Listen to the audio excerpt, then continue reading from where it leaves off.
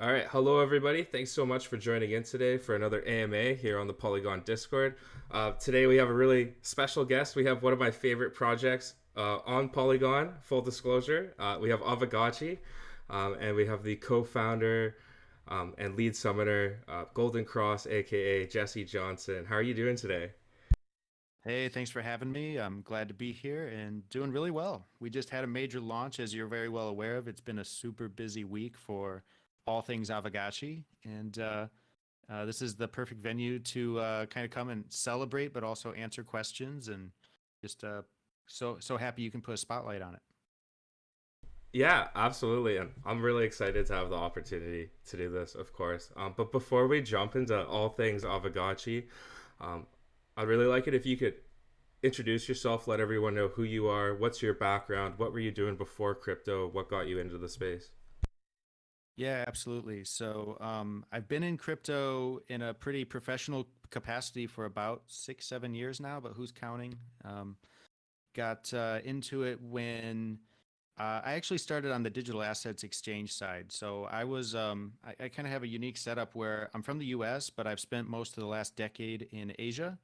And so I was actually in mainland China when I was already like, kind of interested in Bitcoin and doing a few trades, but it wasn't till this must have been 2017, early 2017, started, really reading about what Ethereum was going to be and smart contracts and all of that. And it really just captured my imagination. So I started organizing bilingual meetups, Mandarin and English-based meetups. And from there, basically that kind of set the stage where you meet a lot of people and a lot of different road shows coming through. And next thing I knew, at some point, I was basically working for a New York-based company doing IP on the blockchain and road showing for them across all Southeast Asia. And that was kind of my first foray into like a professional capacity in crypto.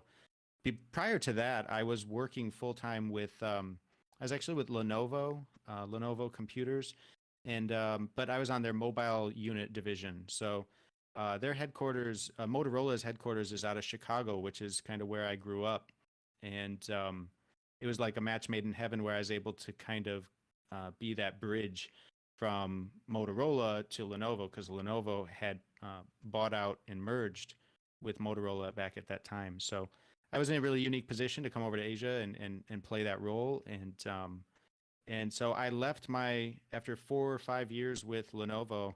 I left to go full time on crypto. Took that position with the IP firm, started working there. Eventually ended up working for a crypto exchange, getting more into, like I said, the asset exchange side, and learned a lot about the industry there. You get to meet and come in contact with so many different types of actors in the space, different types of organizations, individuals, and it was actually because of that that somewhere along the way, again, being very early to this idea of NFTs, and so at some point I like came across a project and we had a conversation and I was like, wow, you guys are doing something that seems very different, very creative. And so when are you going to have your token? Like, are we going to list your token? And they were like, no, well, we don't have a token. We just have the NFTs. And I was like, wait, you got to explain this to me again. I thought these were tokens. And it's like, well, they are, but they're non-fungible. And so that was a great conversation to have really early in the NFT kind of life cycle of that whole vertical of blockchain tech. And so that captured my imagination at another level. And it wasn't long before I was like, look, I'm not going to do the exchange side business anymore. I'm going to go just jump all in on NFTs. And so I linked up with Zach Burks, the founder of Mintable, helped him actually co-found that. It was super early stage, and I just went all in with him to build that out. We moved to Singapore, joined some accelerator at the Long Hash group, and never looked back. Just went heads down on that. And that was the first no code solution where anybody could mint their own NFT if they, didn't have any coding skills and still wanted to mint some NFTs. Of course, now you can make an NFT just about anywhere you want, but that didn't exist at the time. We're talking like 2018, I think, at this point. And so it was a really important feature that I felt strongly about supporting. And helped get that started, and then kind of continued my journey where I really wanted to address the issue of like um, this idea that, oh, you can just copy paste the JPEG. And I was like, well, yeah, you can do that, and that's fine, but there's utility options here. Like we can start really digging down and getting NFTs that have some super utility that cannot be copy and pasted. And so we built out a project called GldnX. We proposed it to one of the first DAOs in the world. That was the Digix DAO. Some of your community here may remember Digix DAO. It had a fateful ending where it was actually the first DAO to vote to self-destruct and unwind its assets. So kind of a sad story there in the sense of how it came to an end. But probably the only bright thing to come out of that DAO was it's a very, very basic funding to help me kickstart GldnX and experiment with some new standards and new smart contracts that hadn't been written before. That's also where I relinked up with my co-founder of Aavegotchi, Coder Dan. And so we go back 10 years. We met in Asia. We're good friends. We did music together. We were in a band, all that stuff. But I'd moved to Singapore and been out of touch for a few years. And it was when GldnX got started. I knew Dan as one of the best coders I personally know, and just reached out, and it just was fortunate enough of a situation where he was available, and he was into crypto at this point and pretty curious and happy to do some building. So he helped build that out with me as kind of a proof of concept. Really, it was the first token or smart contract where you could take an ERC20 token and basically deposit it or stake it into your NFT. So you can't copy paste that, right? Like the NFT has X amount of ERC20 tokens that are bound to it. And it became like almost like a savings account in some sense. And we were doing this with gold-backed tokens from Digix. So that was the whole point there, to experiment with this. But yeah, that led into basically us saying, okay, that was cool. We got some awesome collectible pieces out of that. We collaborated with a lot of OG crypto artists. And yeah, I'm still very proud of those pieces. They're kind of super alpha. Like some days people are going to look back and be like, holy cow, those are super collectible, first of their kind. But we took what we learned there and embarked on building out Aavegotchi. And so Aavegotchi is super OG in the sense that it's been around 2.5 years already.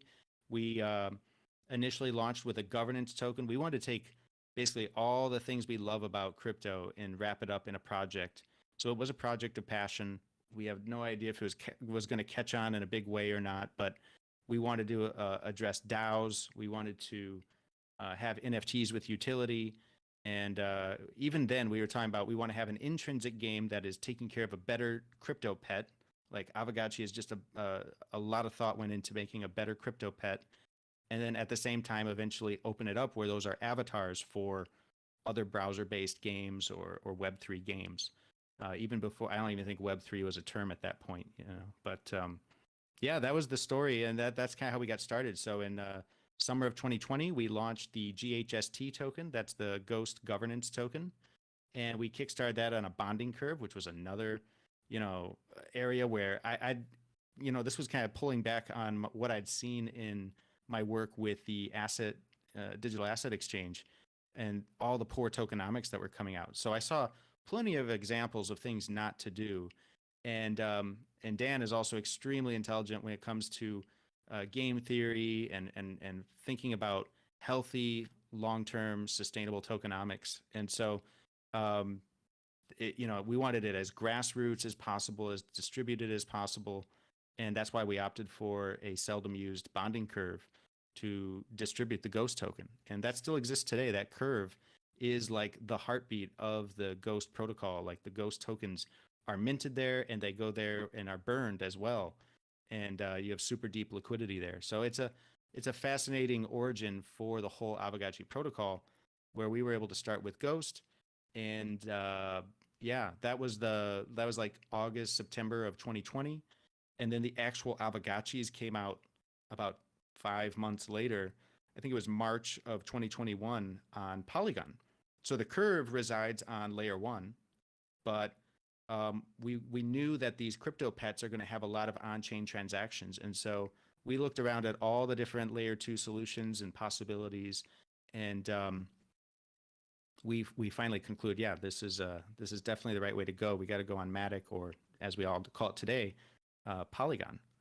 And so that's kind of one of the best decisions we made early on. We made a lot of good decisions there at the beginning, and one of them was to bridge our Ghost tokens and encourage the community to migrate a very substantial number. I think at the time it was probably, I don't know, 10 to 15 million in range that migrated over in terms of US dollar value of the tokens. And that was like the first major bridge crossing from layer 1 to Polygon. And everybody was able to migrate over. And at that time, I mean, it was so early. If you're on QuickSwap now, you know, QuickSwap's the place to go as far as a DEX on Polygon. At that time, I mean, the numbers were minuscule. There really was no major trading volume happening there yet. And then this 10, 15 million came over the bridge, and most of it either went into buying Aavegotchis or was LP'd and put into QuickSwap. So basically day one, you know, day 0.9, we were there with QuickSwap and Polygon, and we haven't looked back. We've been super, super cozy over here on Polygon ever since. Awesome. I feel like you gravitate towards innovation. Like you have a real knack for recognizing, technological breakthroughs and really tapping into them. You already answered like some of my next questions, like what is the story of Aavegotchi? Would you mind like expand? If I could interrupt on one thing, Yeah, it's not absolutely. just the tech. I'm gonna toot my own horn here. I was having a conversation with a friend the other night. You know, like I don't know if you follow Anderson Paak, like Do. Grammy winning. You know, yeah. So like that, I'm so proud. I wish he had NFTs for him issued and his early career, because I had him on my playlists when he was still known as Breezy Lovejoy, like way before he blew up with and hung out with all the people he's with in Hollywood now. So yeah, love to find those early talents, and it's not always just tech, but always looking for something new for sure. Oh, so when you're saying you're talking to a friend, is Anderson Paak, like that's your friend? No, God, no. We're just early fans of him. We were reminiscing about how like he was making videos on YouTube like over 10 years ago. It was like '07, '08, and he didn't even go by that name at that time. He went by you can go check out Breezy Lovejoy, and that's him just under a different name and a totally different time. Oh, okay. Very cool. Very cool. Yeah, gotta love finding artists before they blow up. Um, Yeah, yeah. so my next question would be, what is an Aavegotchi and what can I do with an Aavegotchi? Sure. So Aavegotchis, like I said, we were kind of setting out initially to simply build a better crypto pet, because in the early days of NFTs, this is kind of before PFPs really blew up. You had kind of two categories. You had crypto art, and then you had crypto pets.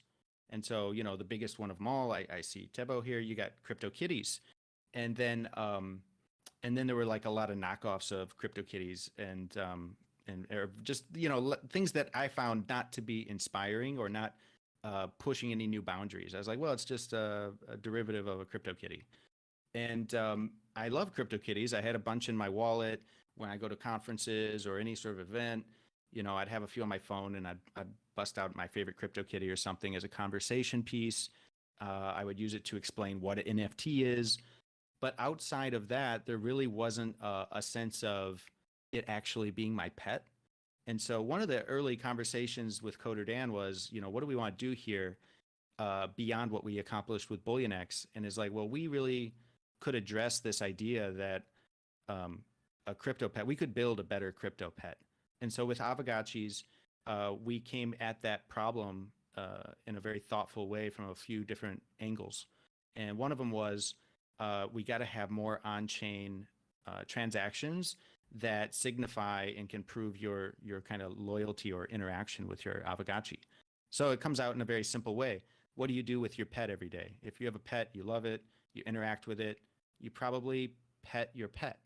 So with an Aavegotchi, it may look like another PFP, but you can't pet most of your PFPs. And with Aavegotchi, we want to make sure you could pet your Aavegotchi every day. And so we actually looked at, the block time on Polygon. I think it's like 2.5 seconds. And we ran the numbers. And so the smart contract basically recognizes if you pet your Gotchi, you can pet it twice, like once every 12 hours. And every time you pet it, there's dynamic metadata where your kinship score will go up by 1.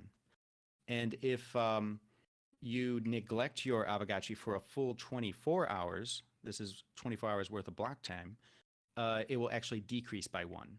And when you first summon a new Aavegotchi, like it's brand new, day 1, that kinship score starts at 50, which is kind of neutral. And over time, you're going to win this Gotchi over. It's going to, you're going to see that score go up. And also there's like not just a number, but like a cute name that goes with it. It goes from neutral to friendly to adoring to infatuated or something. And likewise, if you neglect it, it'll go all the way down to like scorned. And you'll open up your app at Aavegotchi.com and you'll look at your Aavegotchi and it won't even be smiling at you anymore. So like the artwork, the SVG artwork that is also stored on chain, actually changes dynamically based on how you've taken care or not taken care of your Aavegotchi. So that was one way we addressed this idea of making a better crypto pet. Another way is we took what we learned from BullionX, where you could stake ERC20 tokens, and we wanted to basically go the complete opposite direction of most things in crypto, which are quite degen, right? Everything's degenerate. You're always gambling or betting or leveraging. And we wanted to go the other way. And we pitched this to the guys at Aave and said, we'd love to theme our new pet project on Aave. You guys have this cute ghost. Could we do a pixelated inspired version of your ghosts? And you guys have these DeFi tokens. So we want to be able to incentivize people to stake their DeFi tokens, their Aave tokens, into what is essentially a piggy bank, an NFT digital piggy bank. And so you're not degenning, you're actually, what Stanny called it, is safety farming. You are actually locking up your interest generating Aave tokens and putting them in safe storage, securing them inside of an Aavegotchi. So, there's this drama like the other day with Kanye West and his bank account got closed and whatever, a lot of things there. But the joke going around the Discord was he should just take that 140 million and just, deposit it into his Aavegotchi. He can sleep very well at night. It's going to be very safe. So, that's kind of the idea, the other unique aspect of your Aavegotchi. Every Aavegotchi you see has some form of ERC20 token staked inside of it, some form of the various Aave tokens. And those all earn a interest rate. And so you're actually increasing your tokens by simply keeping that Aavegotchi alive. Yeah, and when it comes to things that separate Aavegotchi from like other NFT projects and games, I feel like that is only the tip of the iceberg. So I'm like curious if we could just go deeper, into the learning curve of Aavegotchi and like, just discuss all the things that separate it from other projects. And I'm curious, like, if the idea has evolved a lot along the way too, and how that has progressed. Yeah, sure. Yeah, we could keep going with the technical stuff. It gets pretty nerdy, right? But it's cool. Like, this is the stuff we like to talk about. So when you see an Aavegotchi, you can rest assured that it is 100% on chain, like literally on the Polygon smart contracts. Written into those smart contracts are the SVG visual information for each Aavegotchi. So that's not a first. There's a short list of projects that do take the time and set it up right where they can do that. But most NFTs have their artwork stored on an Amazon server somewhere, and the NFT is actually just a pointer to that URL address storing the information, the visuals. That's not the case with an Aavegotchi. That's not like a big inspiration for that was Avastars. That was one of the very first projects to do it on Ethereum. But we took it a step further. We launched with just the front views, but we actually used the diamond standard where there is some room for upgradability. And we were able to fulfill a check mark on our roadmap where we added side views and the back view of your Aavegotchi. As we got ready, knowing there's going to be all these games built around your Aavegotchis, you're not going to be able to always just have a forward-facing avatar. So actually, each Aavegotchi stored on chain in the contract is your front view. the side view, the left, the right, and the back. And that goes for the Gotchi itself, as well as every single wearable item you see on an Aavegotchi. So like your Aavegotchi, my Aavegotchi, they have different clothes on.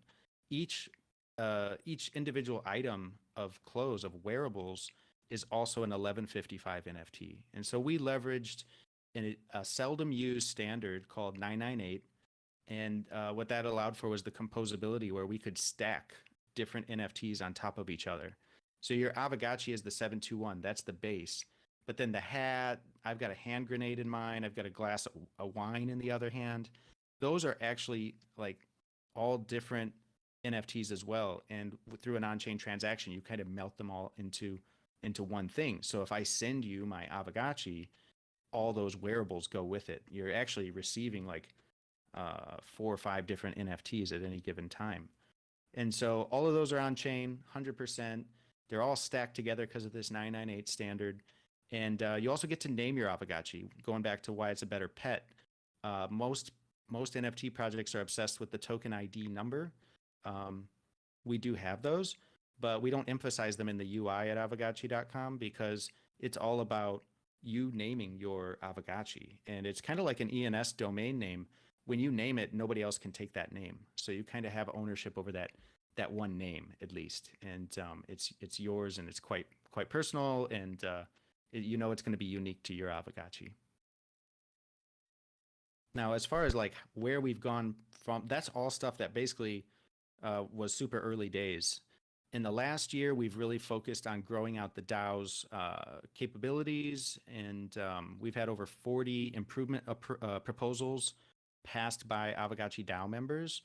And the topics they cover, range from tokenomics to a lot of gameplay, to some finance stuff, kind of touching on all the different types of things. You see investment DAOs, you see collector DAOs.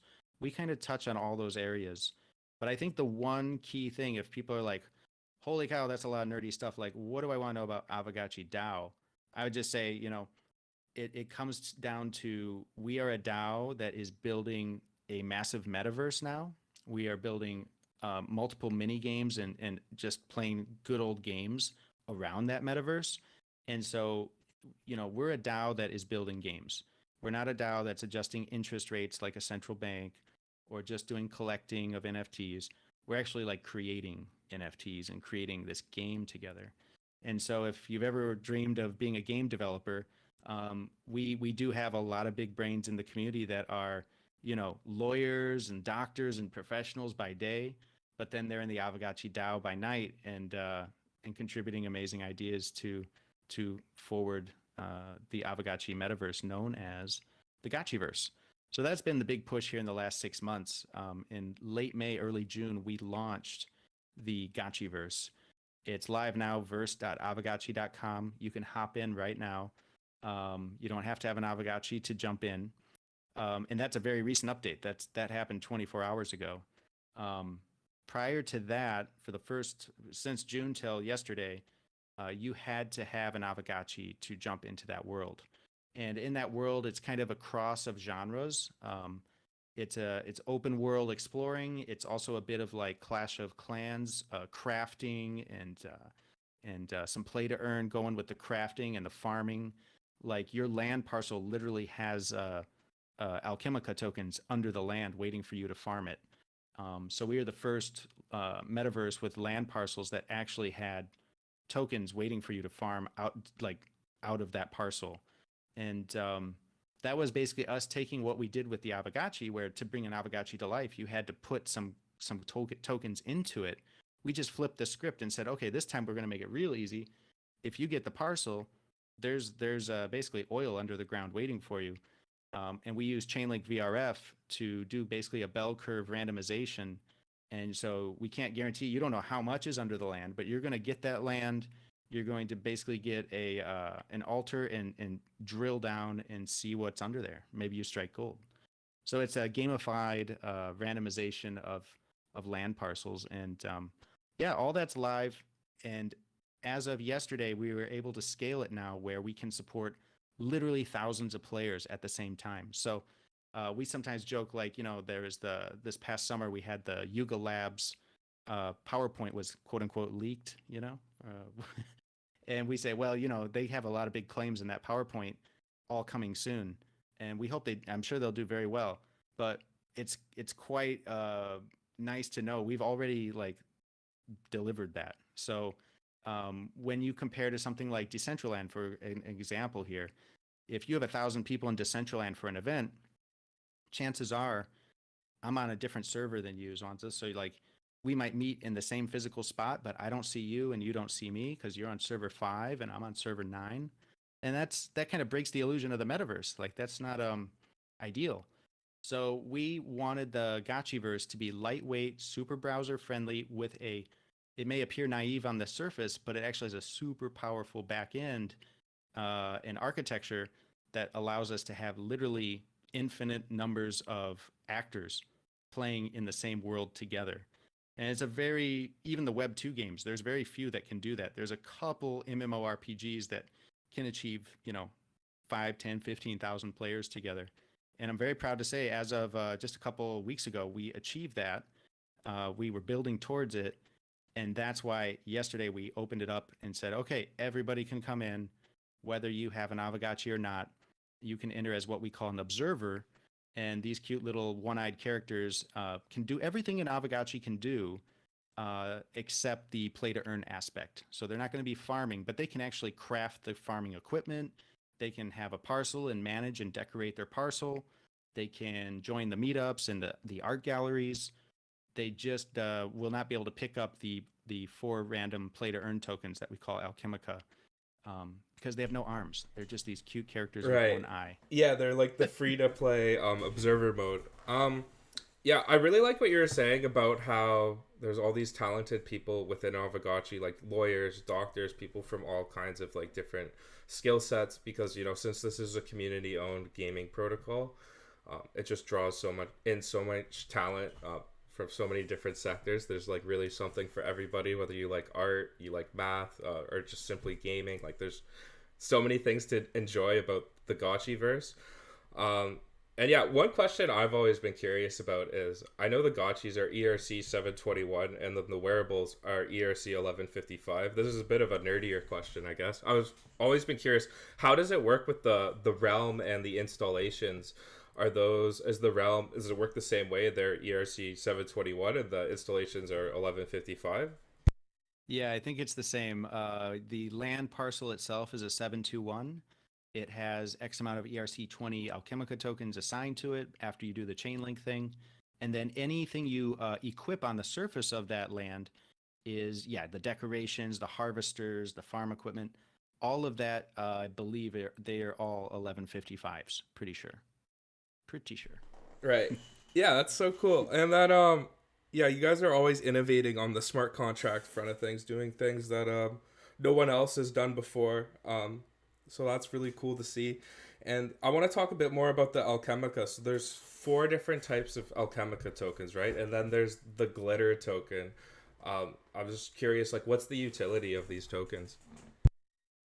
Absolutely. So we wanted to do kind of a crafting table. Minecraft, like I said, the influences for this first adventure in the world is to have a crafting ability. And so they're like the 4 raw elements of the Gotchiverse. You've kind of like your earth, wind, fire. We of course named them in very memorable, easy to remember ways. The red one is like volcanic FOMO, so that's the FOMO Alchemica. You've got the green earthy one, which is like the soil of the Gotchiverse, your building blocks. That's called FUD, because there's FUD, always plenty of FUD. So that one's the most available. And then the other ones are like your water, and that is alpha. It's blue, and it's your alpha, and that's pretty rare. And then the rarest of them all is what we all desire in life, which is a good kek, a good laugh. So the kek tokens are the kind of magical looking purple ones. And, they're not even shaped like coins or anything. They just happen to use the ERC 20 standard because everything we do, we try to make it all as on-chain as possible.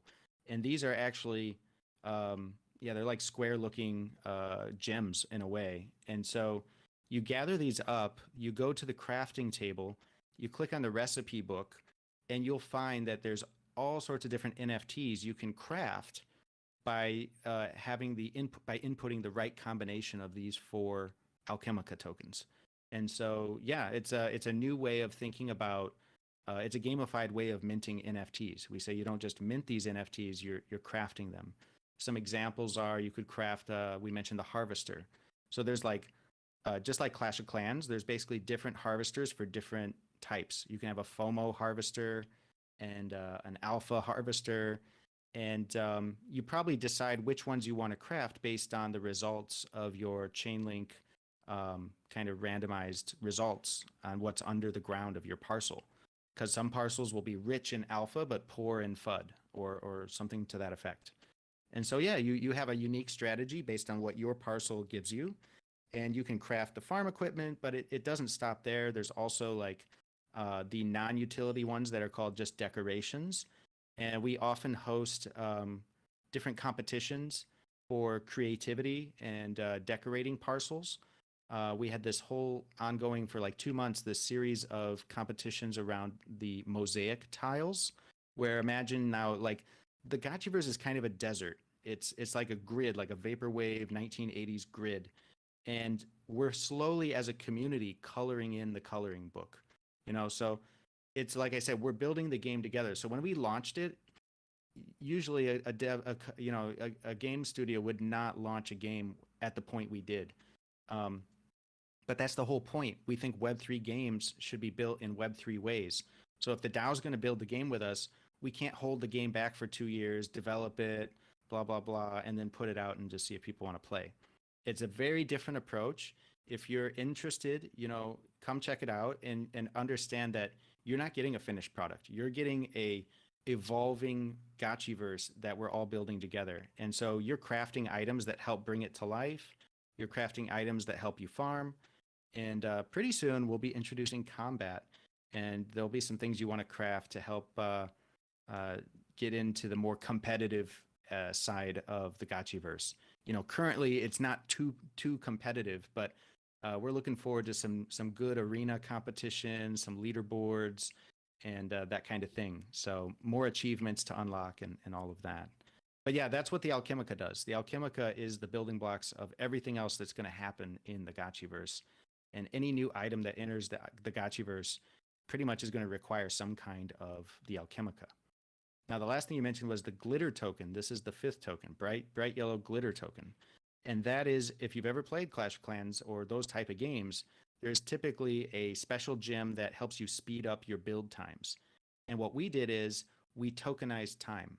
So glitter is literally tokenized time. We looked at the block time on Polygon, 2.5 seconds, and 1 glitter is pegged to 1 block on Polygon. So it's a super Polygon-centric token where literally you can just spend these glitter that you earn, usually by LPing. If you LP the 4 Alchemica tokens on QuickSwap, you actually farm the glitter token as a reward.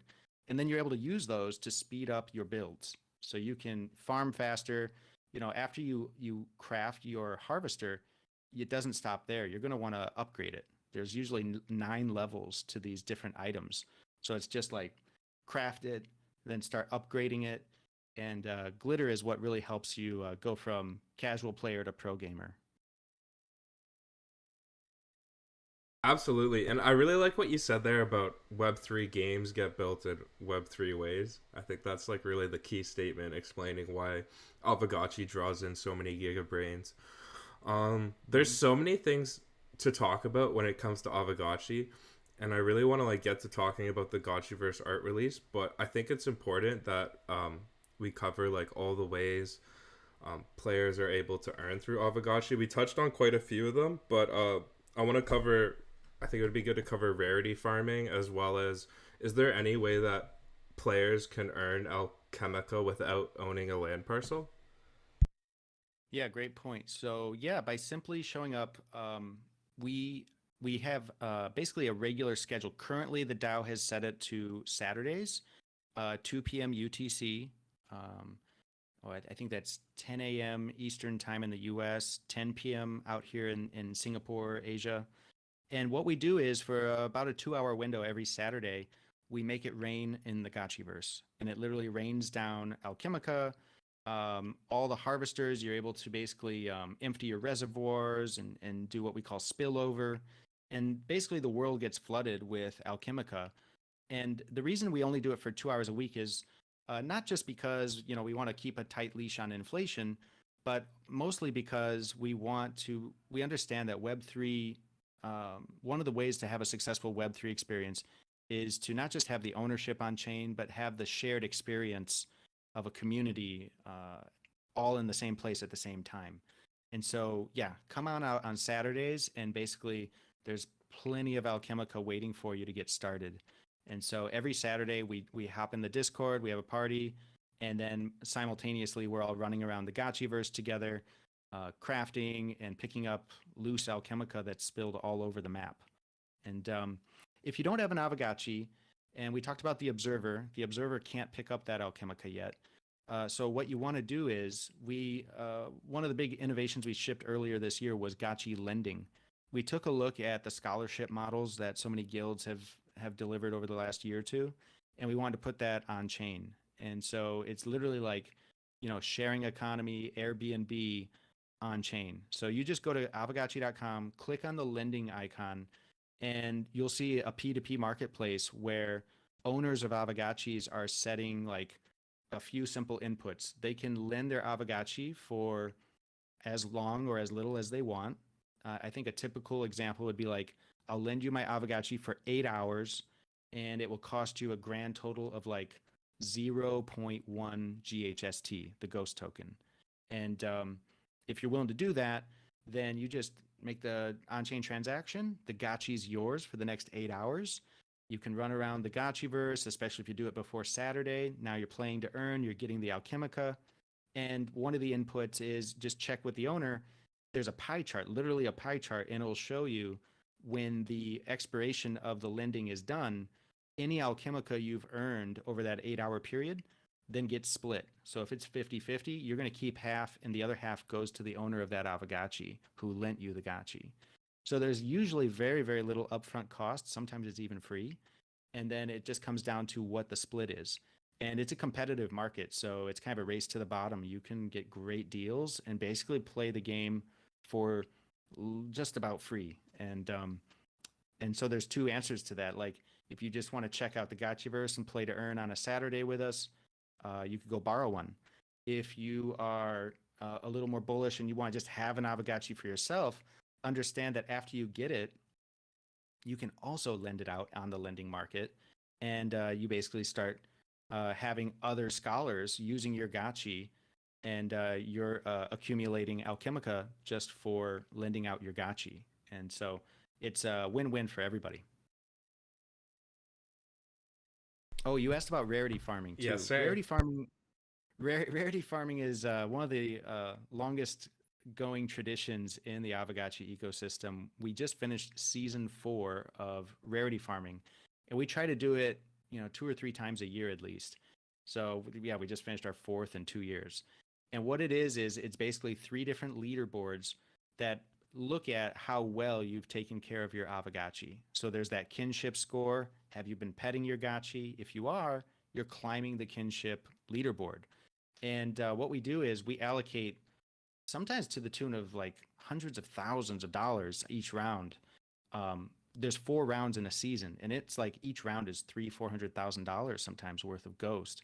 And that gets distributed on a curve where, it's like the high highs. It kind of follows the poker tournament, World of Poker tournament format, where like the best top 5% reap huge rewards, and it attracts the power players. But then at the same time, the tail is super, super long, and you end up like, I think 5,000 Aavegotchis will typically accumulate some rewards over every 2 weeks. So every 2 weeks we do a round, and we do 4 rounds total, and that's the season. And so right now the DAO is probably prepping. I've seen a little bit of discussion in the forums for the 5th season and what it will look like. I think they might introduce a new leaderboard, because right now it's kinship, it's XP, which we didn't even touch on. Like, if you vote in the DAO, you earn XP for any Aavegotchis in your wallet. And that's really important because, voter apathy is a big problem for DAOs. And we addressed that early on by gamifying it, where if you show up and you vote, it doesn't matter if you vote on the right side or the left side and yes or no. If you show up and vote, that's recorded. We snapshot all the voters and we airdrop XP to your Aavegotchis. So that's a leaderboard to climb. And XP literally levels up your Aavegotchi. So you're literally like getting a more valuable Aavegotchi over time by simply participating in governance. And it's not just the DAO votes, it's also like social events. So it's like a measurement of your social engagement with the DAO. Sometimes we host an event in the Discord and we drop a type form, say, put in your wallet, you were here at the party, and we're going to airdrop, everybody that was at the party. And we always promote that ahead of time so there's no surprises, because it gets competitive. People are like upset if they didn't hear about the XP event, it's like, whoa. So XP is awesome. And then what's the third one? My goodness. Kinship? Yeah, we got kinship, we got XP, and oh my gosh, what the heck is the third one? Wait, rarity score? Oh yeah, the big one. That's the really big one. That's where, the power players go, and if you've got really rare, expensive wearables, your base rarity score goes up. And so it measures your rarity score based on what you've equipped on your Aavegotchi, and it looks at your Gotchi's traits. And so, yeah, that's the big one. They farm significant amounts of Ghost, but it still has a very, very long tail, and everybody that's dressing up their Gotchi will probably be farming some Ghost. So yeah, rarity farming is a great way to farm Ghost and have a great time and measure your success against others. And then, as we said, in the Gotchiverse, there's multiple ways. You've got the lending. You can lend your Gotchis. You can borrow Gotchis. Either way, you're making a play to earn earnings there. And then finally, you've got the Gotchiverse itself. And if you have a parcel, there's many, many parcels available that have not been basically surveyed yet. And once they're surveyed, then you know how many Alchemica are there for the farming.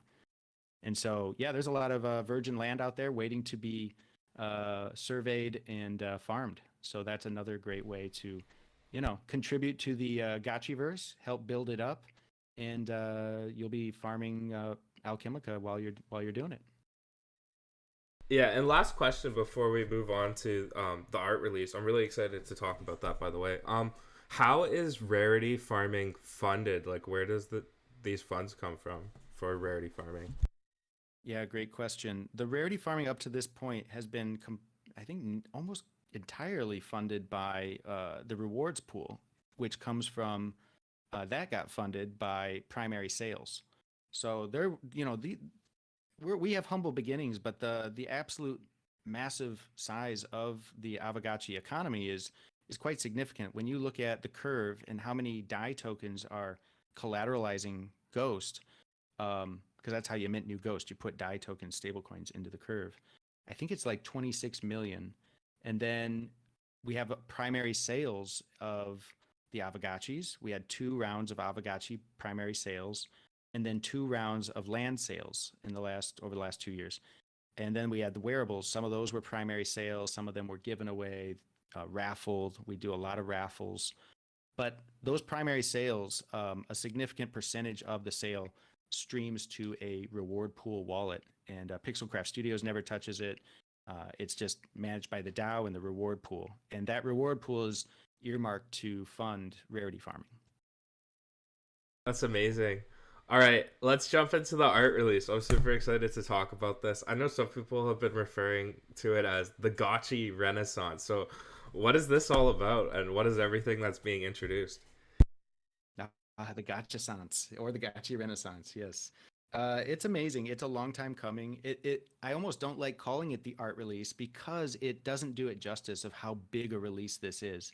So when the Gotchiverse went live, let's say June 1st, it was a pretty sparse world. Like I say, we were just getting started, crafting a few harvesters, that kind of thing. And then but you couldn't even do that yet. That didn't come till the farm release. But now we're at a point where this art release did a couple huge things. Like I said, it's the first time we're allowing anybody into the world. So the observer mode, anybody can hop in today, and that wasn't possible 24 hours ago. And the reason they're going to want to do that is there's more social things to do now, because the second big thing is NFT display cases.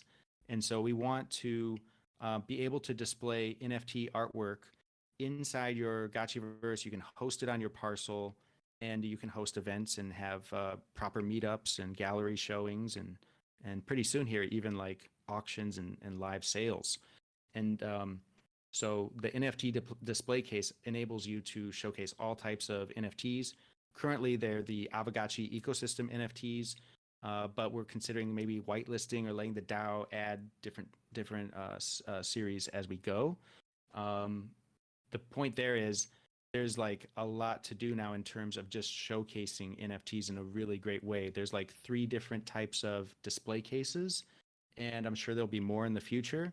But already there's a great variety of ways to show off your NFTs and display them in our Gotchiverse. If you've never seen the Gotchiverse, it's like a top-down RPG, kind of 1990s Legend of Zelda kind of vibe, if it had been microdosed or dipped in acid. So it's like really psychedelic, but really old school and new school all at the same time. I think we're the only world that is literally like a mix of pixel art and high-res 3D objects. Like some of the, it's really cool how we've pulled off. Our art direction team has pulled this off, because like our game director, his background is he used to work for Sega, and then we've got guys that used to work for Capcom or some of these other big games, and Blizzard, and through the last year and a half, we've built out a pretty interesting mix of Web3 team plus video game industry veterans. And then we see that reflected in the world for sure. But that's a bit of a rant. So to go back to the question of the art release, you're starting to see this world come alive with the display cases, the observers coming in, and it just means that we're going to be able to support literally thousands of people coming in for major releases. You can host a party. Pretty soon you'll be able to even, let's say you can host an event on your parcel, and you'll be able to even like gift tokens, various ERC20 tokens, to people that show up at the party. That's kind of like our equivalent of a cheese and platters party favors. Like we got a little budget. We're going to give out some Matic. We're going to give out some Ghost. Just come on through and enjoy the party. So yeah, the art release is huge in the sense that it really opens it up for everybody to come in and start showcasing artwork. And where it really is going, though, is not just artwork, but all sorts of different kind of meetups and events will be. It'll really make sense to host those types of things in the Gotchiverse. Wait, so are you talking about dispensing tokens through your land? Could you elaborate a bit more on that? Yeah, we're working out the finer details of it, but basically, you will imagine like you're the host of the party, right? And if your Gotchi is standing on its parcel, then it's the host, and the host would be able to basically like instead of throwing coins like a Mario chucking meaningless coins out, it's actually chucking real tokens. They can be withdrawn, and when you withdraw from the game, you actually have the real tokens deposited to your wallet when you exit the game. It's like saving your game, and in the old days, you'd be like, save game. Now you hit save game, and all the tokens you accumulate in the game come to life in your wallet. That's so cool. Being able to host our own play drops in a sense, and I feel like that's something I'll definitely have to tap into myself. The last thing and we could all have a good party and host play drops, but how are you going to get there? And so currently in the Gotchiverse, you either can spawn on a parcel that you own, or there's like, we have different districts. It's a massive world, and everybody spawns in some part of District 1, kind of the center of the map. But let's say you're hosting a event and you're kind of out on the west side. Well, now we have bounce gates, and these are probably the most perfect teleporters I've ever seen. Basically, they're like Gotchi trampolines, and if you hop on them, you can bounce to another bounce gate, and literally you can bounce around the Gotchiverse and cover a lot of ground really quickly. So if you're hosting, you're going to want to have a bounce gate. You're going to want to have some NFT displays, and you're going to want to have the last thing is you can spend that glitter token we talked about earlier, in a really unique way where you can actually have that bounce gate and charge it up. And the more it's charged with glitter, the more time on the front page of the dashboard you'll basically be able to promote your event and put it on the front page. It's all automated. It's all just going through how much you stake or how much you use with the glitter token. So again, it comes down to the block time and how many block times you want to be on the front page and promote your event. So it's really cool how it's all kind of coming together. Yeah, it's incredible. It like I love the description you used. It's like Zelda but microdose with LSD, and I feel like that is such a really cool world to host these art galleries or art conventions, and it's just like really unique from what other people are doing. I want to jump into the Fate Gotchis. So that is the Friendly Art Karmic Experiment, correct? That's what Fake stands for. So I'm curious, like, what is the story behind those? What inspired them? And yeah, Yeah, like, absolutely. So before I get into that real quick, your comment about like the world and how it's so zany and kind of got that psychedelic edge to it. It's not just our taste or anything along those lines, but it's very much on purpose and by design. We want our Web3 game to look and feel like something you haven't really experienced before. So that's why it's kind of genre bending. It's, one part real-time strategy, one type open world. It's really important to us that this doesn't look and feel like another game you're familiar with and it just happens to have some NFTs or play to earn tokens in it. It's got to be like, full 360. It's like, whoa, this is something I haven't done before. And so sometimes people will be like, whoa, the Gotchiverse is a little like it throws me off. It doesn't look very familiar to what I'm used to. And it's like, yeah, it's not going to, but you're gonna feel real cozy real soon if you just spend some time in it.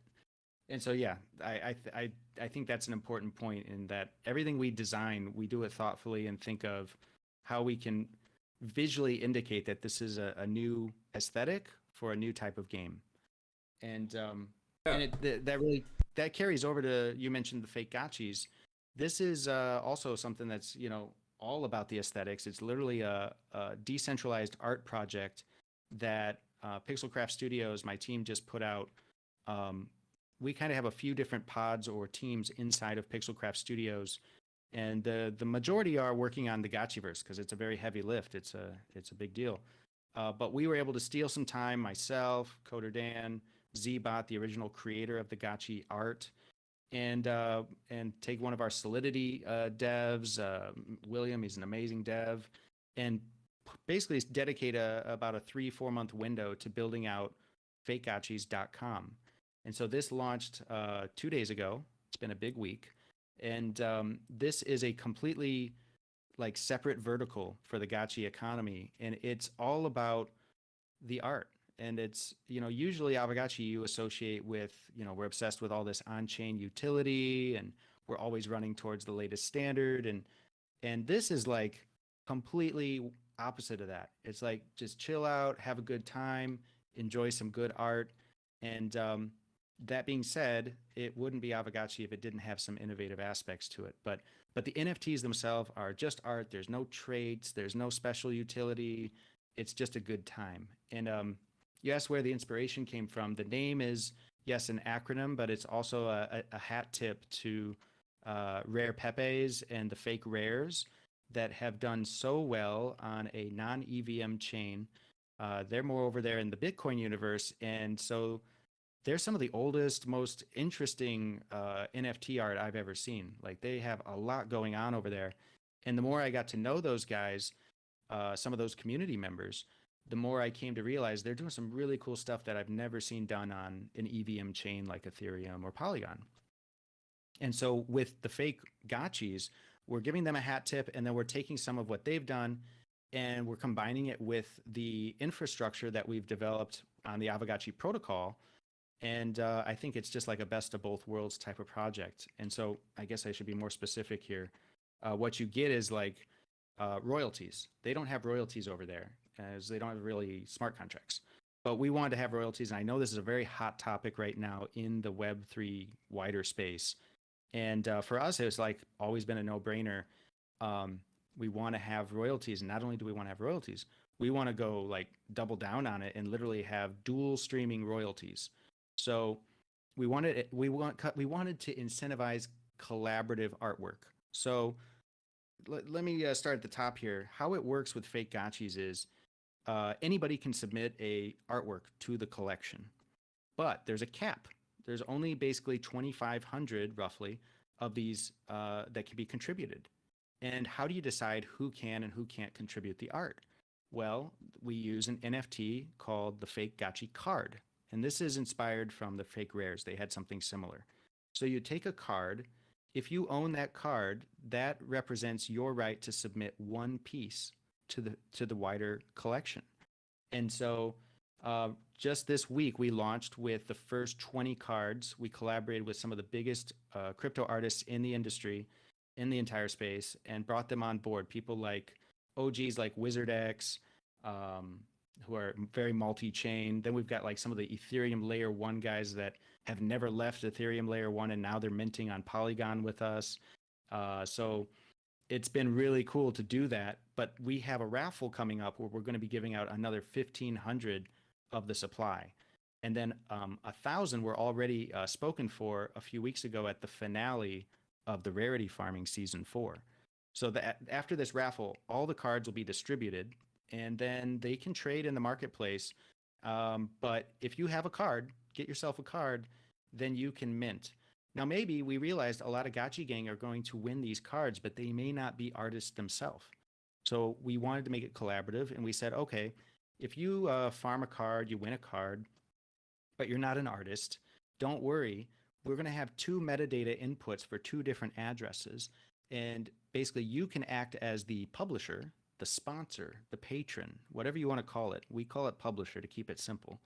And then you find the artist that you want to collaborate with, and they can give you their address, and then they can create the art, and you'll publish on their behalf.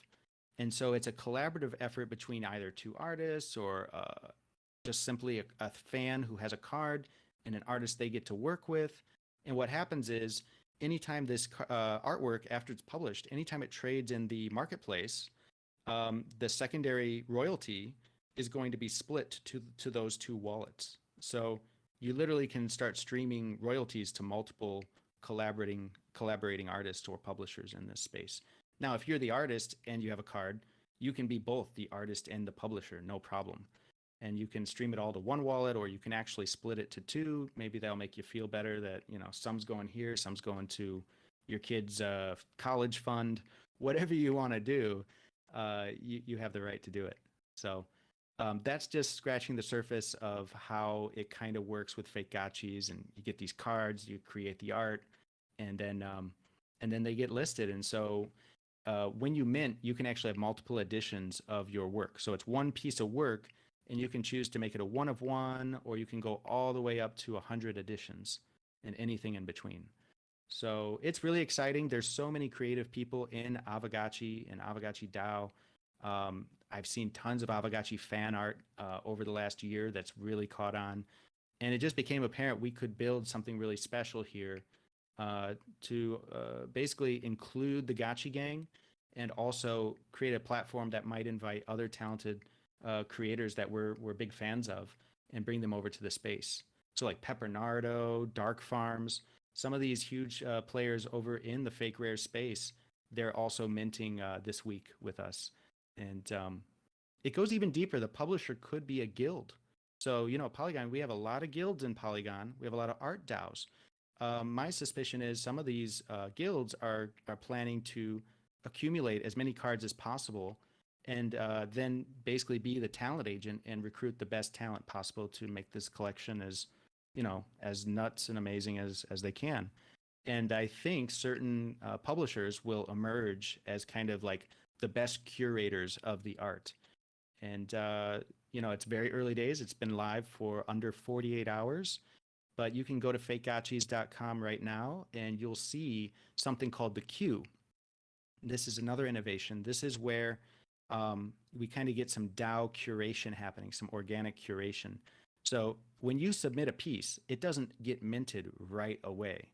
No, there's actually baked into the contract a roughly 5-day cooling period where your piece and all the metadata gets shown in the queue. And so you know, like me, I'm going to the queue every morning with my coffee to see what has been minted and what has been submitted. And I can basically see a carousel of artwork that is got a little countdown number, and you can see how far away it is from being completely, minted. If the countdown hits 0, it's ready to be minted and it passed the queue. However, there is an option for anybody that holds a balance of 100 ghost tokens or has an Aavegotchi. They have enough governance power to flag anything they see in the queue that breaks the rules. And the rules are real simple. Make it gotchi, make it friendly, and make it original. And as long as it's those 3 things, they shouldn't be flagging it. But we can actually flag as a community. And if it hits 10 flags, the metadata, the contract recognizes that 10 and will automatically pause the minting countdown clock for that piece. And then what happens is it goes to the Pixelcraft, like whatever you want to call it. We don't have a cool name for it yet, but it's the equivalent of the fake rares and their scientists. And basically, it's going to be myself and a couple of the guys that built the fake rares protocol or DApp. We're going to just have to analyze those and judge them based on, well, are they trolling? Is it not safe for work? Like, why did this thing get flagged? And ultimately, we can do an on-chain transaction to let it go through and complete its mint. Or we can be like, yeah, that's messed up. We can't let that go through. And then we can actually prevent that one from being added to the collection. And so it's like, we don't want to be too top down. And I wanted to find a way where we could automate most of this on chain. And that's where, anyone with Aavegotchi DAO governance power can basically come in and have a say in flagging anything they have an issue with. They can also, if they're just like super excited about a piece and they want to spend an on-chain transaction's worth of effort, they can actually do an on-chain to give it a heart. And those hearts are recorded, and you can kind of get a sense of what pieces have the most enthusiasm behind them, even before they're fully minted. So yeah, that's fake gotchis. It's going to be nuts, and it's just getting started. We always hear people talk about how NFTs are a great technology to empower creators, but like, what you guys are doing right now, I gotta give a huge shout out for, because you've created this like one collection that all of these artists can like collectively come together and publish under the same collection. And then, it's providing them like a revenue and already a marketplace for them to sell on, and like instant utility for all their art. Like, it's just phenomenal what you guys are doing for artists, I think. Yeah, and we have such a distinct character, and everything from the design of an Aavegotchi to the well-defined palette, the shades of colors we use in our world, the wearables, some of the sidekicks, like the little raffle frogs we call them. There's just so much material to work with that we've had some artists that are not like every day in the Gotchiverse by any means, but they're like vaguely aware of it and following along, and now they're creating art for it, and they're like, holy cow, I go to the wiki. We got wiki.aavegotchi, and I just look through all the different, assets in this wider universe, and there's so much to work with here. So it is kind of an artist's dream. Like, you've got a sandbox here full of, awesome palettes and characters to work with. Yeah, it's definitely very approachable, these Aavegotchi characters, and there's just so much you can do with them, and they're very memeable. So yeah, it's no surprise that like tons of talented artists are being drawn in. Oh my gosh, there is so much stuff that we can talk about when it comes to Aavegotchi. I don't even think we talked about portals, and we barely talked about guilds or Aavegotchi V2. But we are like past the hour mark, so I do want to make sure everyone that like wants to ask you questions has the opportunity to do so. If it's all right with you, we can let people come up to the stage if they want to raise their hands and speak verbally, if that's all right with you, Jesse. Or we could read Sure. questions from the voice chat text channel, or do a mix of both, whatever people are comfortable with. Feel free to raise your hand, jump up here. We're super lucky to have Jesse here today. It's a rare opportunity to ask him questions, so definitely want to encourage everyone to do so. One question I had regarding the in-game NFT displays, I actually got 2 questions. The first one is, what is available right now for display on those? Like, I'm assuming it's only Aavegotchi assets. Will it only be the fake Gotchi collection, or will you be able to display things like Aavegotchis themselves, or like the decorations, like the golden altar or the GM installation? Yeah, yeah, you can actually, for sure, fake rares is a great use case, but you can actually do any Aavegotchi ecosystem NFT right now. So, yeah, there's been some people. I think Coder Dan tweeted out an example that kind of surprised a lot of people. There's this little decoration called the GM like neon sign, and it's cute, and it's it takes up like a 1 by 1 square on your parcel. But then he took that asset and put it in his I think it was his 8 by 8 kind of mega display case, and it just blew it up, and it's still super high res and gorgeous and animated, and it's all there in your display case. So you could totally do that. You could take a wearable, like my Aavegotchi has a beard. I could unequip the beard and then just put it in my display case and just have a giant beard on my parcel. So That's you could so do whatever cool. you want. I feel like that provides a ton of utility for guilds, because if a guild has the guild wearable, it's just so easy to display that wearable and be like, this is our guild parcel. Yeah, yeah, exactly. And then beyond that, we've already whitelisted a bunch of the fan art that there's a ton of NFT series based on Aavegotchi that have been made over the last year and a half on OpenSea or other places. And we try to get them all. There's a lot of those projects are totally supported. So one in particular, I woke up just this morning and saw a message from our friend Bearded, one of the active developers in our community, and he was so excited because he had commissioned a bearded gotchi back like probably a year and a half ago. It was one of the first ones to come out, a commissioned work, and now it's on his parcel and blown up really nice and large, and he was just very, very excited. And one of many examples, but his in particular, it looked perfect. So yeah, like I say, we can always run an upgrade and add more collections in the future, and I think we'll leave that up to probably up to the DAO to figure out how and when to do that. But I think it'll probably be a process of various partners, and we kind of don't want it to be a free for all of everything, because there is a certain aesthetic in the Gotchiverse. But that said, they could theoretically support anything that's a NFT standard. That's amazing. I think we should talk about the guilds a little bit, because I know the guilds are a huge part of Aavegotchi. Yeah, when we were designing the Gotchiverse, we understood, you looked at the success of Axie Infinity and Yield Guild, and it was clear that guilds are going to have a huge role to play with Web3 games, and it would have been silly of us to like not really factor that in and design with them in mind. And so they were really in the forefront of our designs and our early decision making from the very beginning. And it's reflected really nice now, because we see outside guilds, established guilds like Yield Guild coming in and playing in the Gotchiverse, but we also see so many organic grassroots Gotchi gang guilds that have kind of bootstrapped from Aavegotchi origins and are extremely active in the Gotchiverse, and even grown beyond the Gotchiverse, and it's great to see that kind of success. So yeah, there's a ton of guilds, probably more than I could possibly name, but I will recommend, if anybody wants to see that list, go to wiki.aavegotchi.com and check the sidebar. I think there's a part dedicated to guilds, and there's a bunch of stuff there, but if you scroll to the bottom, I think at the bottom is this really cool map of the Gotchiverse, and it shows like all these different guilds and where they've kind of congregated and coordinated on getting real estate. So it's like, this guild is out in District 4,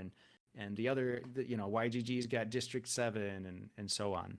And yeah, it's really, really cool. And there's going to be more and more utility for guilds as we go. I mean, once the real game, we haven't even really got to the real gameplay and competition with the battling and the arena and the play to earn fighting liquidators. That's a whole nother story.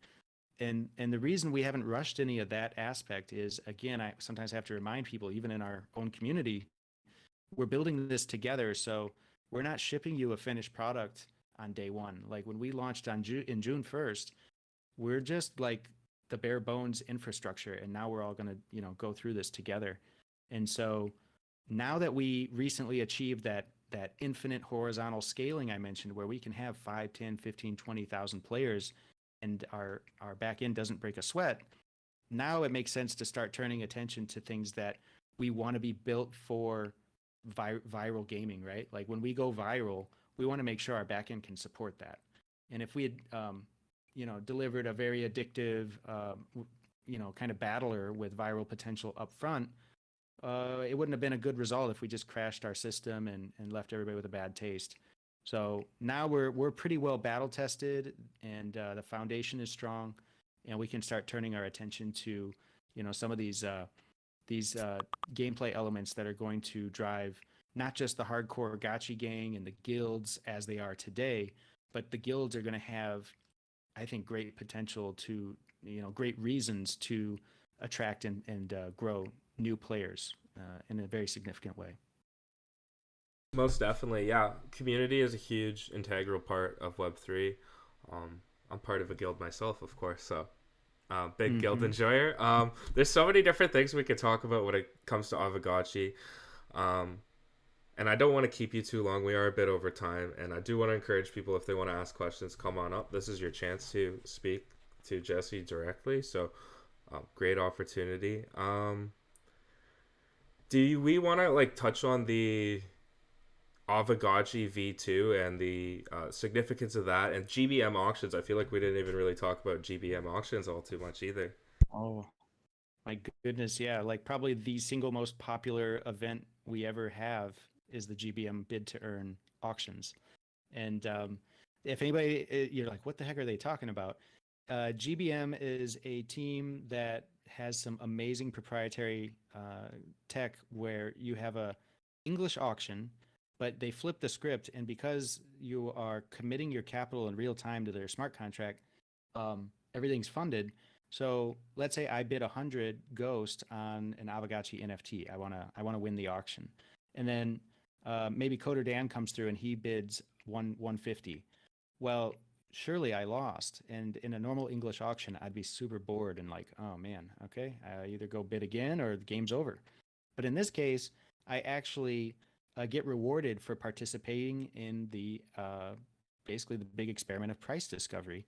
And so a certain percent of the capital that Dan put in to outbid me immediately gets streamed back to my wallet. So I get all of mine back plus a little bit from the guy that outbid me. And what happens is, like when we did our land sale, we literally gamified this where each individual parcel was an auction, all happening simultaneously at the same time. And we had like a Zillow kind of property app flyover map. And you could just see like all these different parcels lighting up with live auctions. And you can imagine everybody just kind of, you know, they've done their homework, they've got their Excel sheets out, and now everybody's running around and flying from parcel to parcel, making bids.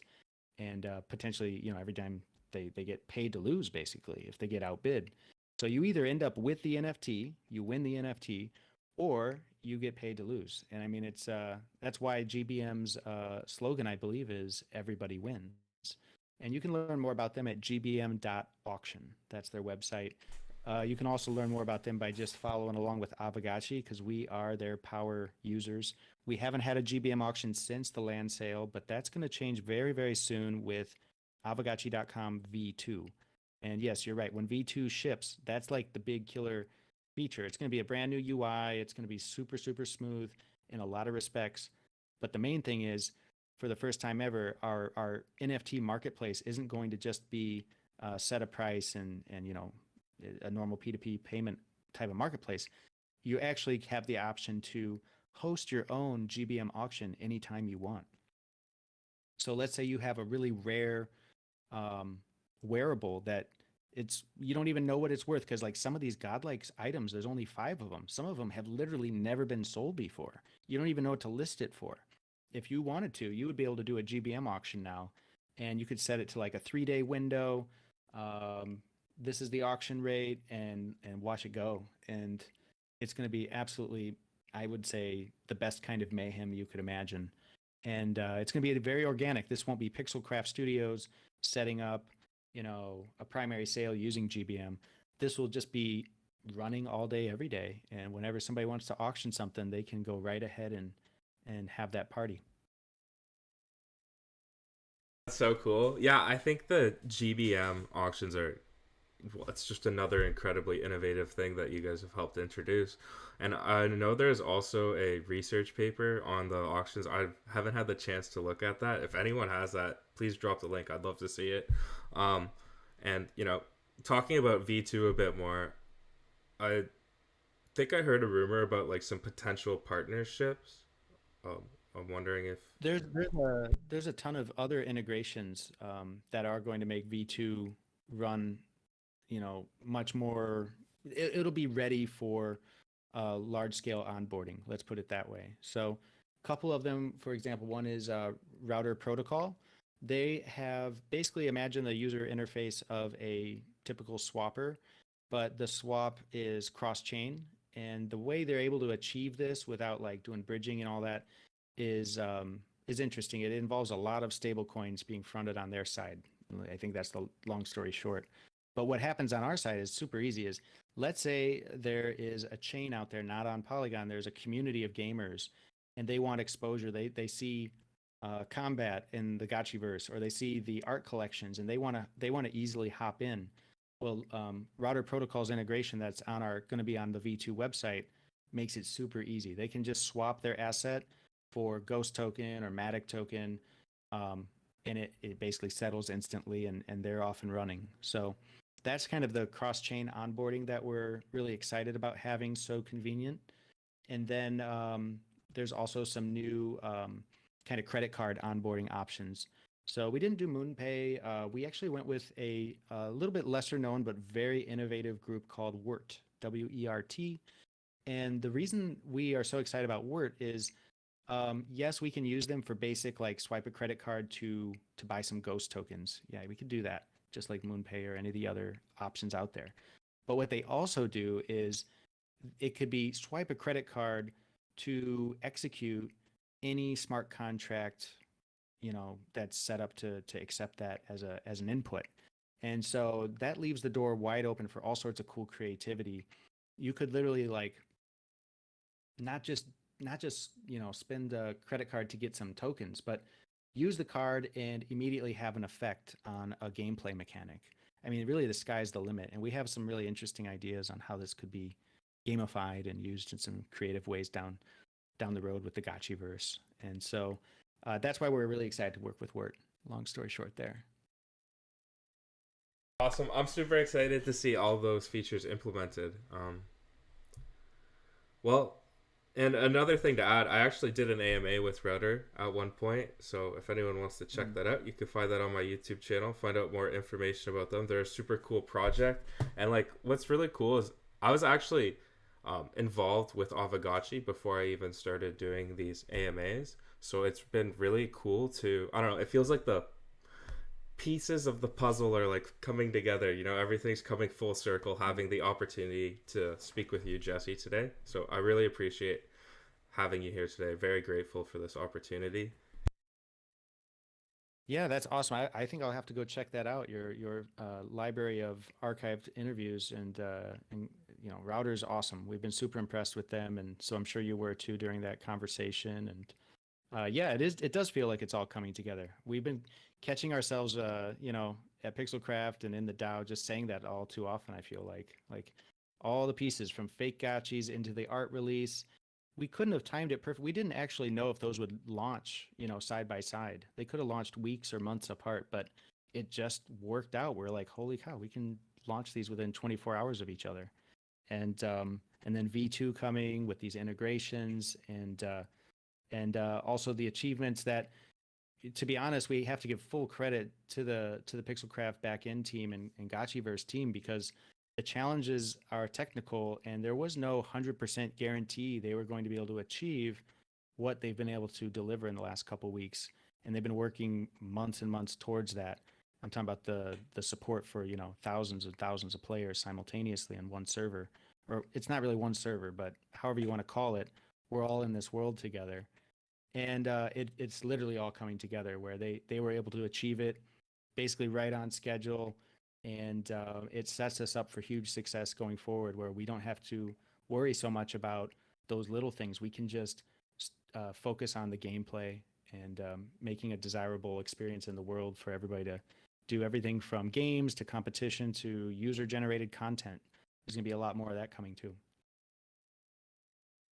Awesome, awesome. Well, we are quite a bit over time today. I do want to make sure we had the opportunity to talk about that, everything that you wanted to talk about. Do you feel Yeah, like happy to go over. I'm glad you you let us do that. We have a lot to perfect, talk about. perfect. Yeah, I'm glad we could cover everything. Yeah, this has been amazing. So where are the best places for people to follow up with you and Aavegotchi? Yeah, we're very active on Twitter. So if you've got Twitter, definitely follow Aavegotchi. You can also follow Fake Gotchis at Fake Gotchis, at Aavegotchi. Myself, it's GldnXross. It's missing a few vowels. I wouldn't do well on Wheel of Fortune, but it's GldnXross. That's my Twitter and my Telegram. And be careful in Telegram. There's a lot of lookalikes where they just change one letter. And then, of course, just come into our Discord, discord.gg/Aavegotchi. Like I said, every Saturday, that is the best window of time to do some play to earn and really have a blast in the Gotchiverse. It's a big party, 2 p.m. UTC every Saturday. Awesome. And everyone keeps pressuring me to ask about these ducks, this duck situation. When ducks? What are the ducks? We had some fun last night during the launch party, and ducks kept coming up. So we're gonna have to take that feedback. I mean, the DAO is the boss, so if they want ducks, they'll get ducks. We got to figure out the finer details. Ducks in TM. Awesome. Well, Jesse, thanks so much again. Really appreciate this, and thank you so much to everybody for coming out and listening today. This has been unreal. Really enjoyed this. So yeah. This was great. Thanks for having me, and yeah, we'll see you all in the Gotchiverse. Anytime. Yeah, see you in the Gotchiverse, and I hope you all have a fun and enjoyable weekend. I believe you have a hangout tomorrow for the Gotchiverse, right? Same time as this AMA? Yeah, basically same time. Like this time tomorrow, we'll be halfway through our typical Saturday party. So it's called the Gotchi Hangout. Just go to the Discord, look for the Hangout channel, and that's where we'll be partying. And then, of course, hop in the Discord. I mean, the Gotchiverse. All right. This has been awesome. Looking forward to seeing everybody at the Hangout tomorrow, and I hope you all have a fun, safe, and enjoyable weekend. Awesome. Cheers. Cheers. Bye now.